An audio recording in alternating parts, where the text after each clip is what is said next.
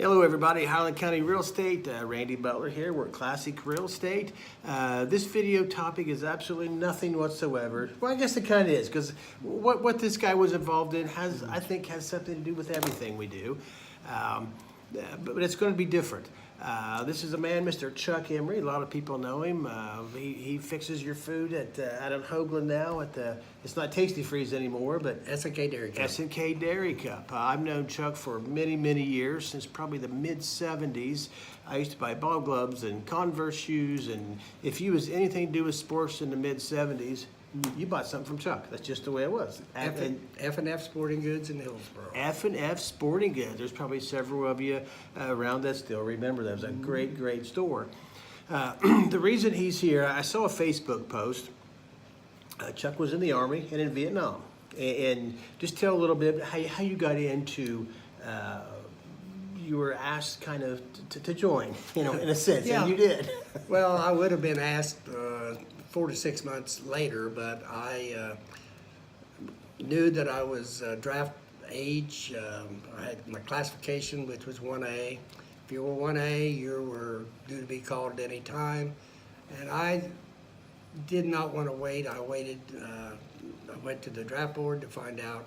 They could tell me how long. The lady said, well, you're number 60. I'll put you at 4 to 6 months. And I said, okay. So I left, went down, got my car, sat there for a few minutes, and went back up and asked her where I signed. So I actually volunteered for the draft to speed it up. So this was in January. I just turned 19. And so when I signed, I said, now what? She said, well, you just went from number 60 to number one for the February call. I said, oh, I wasn't expecting that part. But Sure. So anyway, of course, then I had to go home and tell Mom and Dad. Well, Dad had a suspicion that I was going to do that. They had no idea Mom you were had there. no clue. Oh, wow. And she was mad. But anyway. Moms would be. Yeah. So anyway, so I went in February 20th of 1968. Went to Fort Benning, Georgia for basic training, and then after 8-10 weeks there, I went to Fort Polk, Louisiana, the garden spot of the country, because it's more like Vietnam with the humidity and everything down there in the heat, because I was there in May, June, and early July. And then, so at the end of that, I had orders to go to Vietnam. I had trained to be a mortar man, so that was my profession when I was in, for the first 7 months or so. I fired mortars, and then I became a squad leader, and ended up behind a 50 caliber machine gun on an armored personnel carrier. Luckily, I got in a mechanized outfit, so we rode everywhere. We weren't ground pounders, as many guys were. The only negative side about riding on those APCs, inside them was almost 100 rounds of high explosive. So if a rocket would ever hit it, you're toast. It would go. You had a very interesting post on Facebook about a good friend of yours that you met while you were there, and his name was Michael. Tell a little bit about Michael. Michael, actually, if you have a best friend over there, you try not to get real close to anybody, but Mike and I were so close in age, plus we were close in our family history, both raised on farms, 9 in the family. He was the oldest, I was the third oldest of 9. 5 boys, 4 girls in each. Both parents had dairy farms. While we were there, they sold, both of our parents ended up selling their farms. And I didn't realize all the similarities or remember until 25 years later when I found out that Mike had been killed. Because I left end of July, Mike was killed actually in February of 70, but that's because he signed up to go back over. He made it out his first year, got home in November, and then I found out from his parents that I met 25 years later that he volunteered to go back to finish out his last year. And so when the Vietnam moving wall came to Hillsborough the first time, it had been 25 years. And that's when I found out that by looking up names of guys I served with over there, his name came up, and our medic, Johnny Johnson from Livingston, Texas. So I have since met Mike's family, all brothers and sisters, a wonderful family. His mom and dad have since passed away, but I was fortunate enough to meet them before they did. Sure, sure. I know this is a question. I mean, you know, we all know people that have served.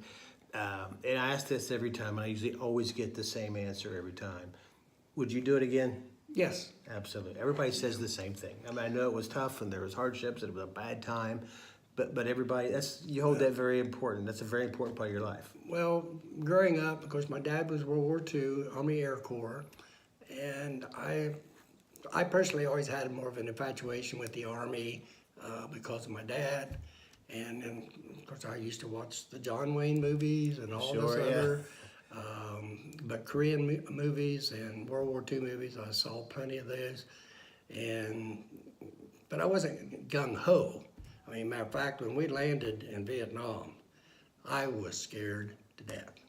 I'm You sure. know, because Well, we had no you would be. weapons. We had Yeah. no weapons. Stepped out of that plane and the heat hit you, and wow, what did I do here? But you're And you were just a kid. 18, I was 19 19. years? I just turned 19 in January, and here it is in July, and I'm Sure. 12,000 miles away. Sure, sure.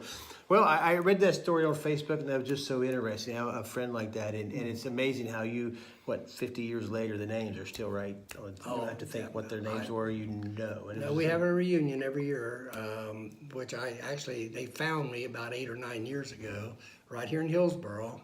One of the guys that was actually in our company, I was on the Chamber of Commerce, and we had an information table out there, and I actually had my 4th Division cap on, and I was giving somebody directions to go, I don't know, the movie theater or something, because they wasn't leaving on the bike ride the next morning. And I heard down to my left, I heard a guy say, Bravo Company, 2nd Battalion, 8th Infantry, 4th Division. I looked at him and said, well, how did you know? Because all that information, Yeah. he said, I was there. And I said, oh, so was I. So that's how I found out they were having reunions. They've been doing them every 5 years, and they since started doing them every year because we're getting older. Sure. I know, just amazed over the years, and I think our country has always been appreciative and all that, but it's compounded over the past 15, 20 years or so. Well, you know, I have a grandson, not a great-grand. I have a grandson who is in the Marines now. Mm-hmm. He's been in, just finishing up 5 years, and he's in for for at least 10 years because he re-upped. And, you know, I support any young man, woman who wants to go in. It's quite a life experience. There is so much technology today compared to what we had I'm back sure, then. yeah.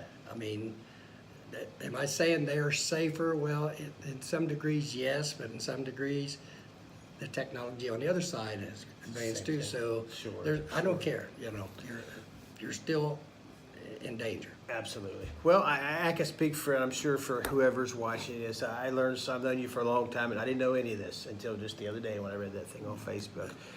Thank you very much for coming here, but more than that, thank you for all you've went through, and I'm sure there's much more you could say if you wanted to, but thank you for all you've done. I appreciate it very much. Well, I appreciate you having me, Randy. Okay. All right, thank you. See you guys.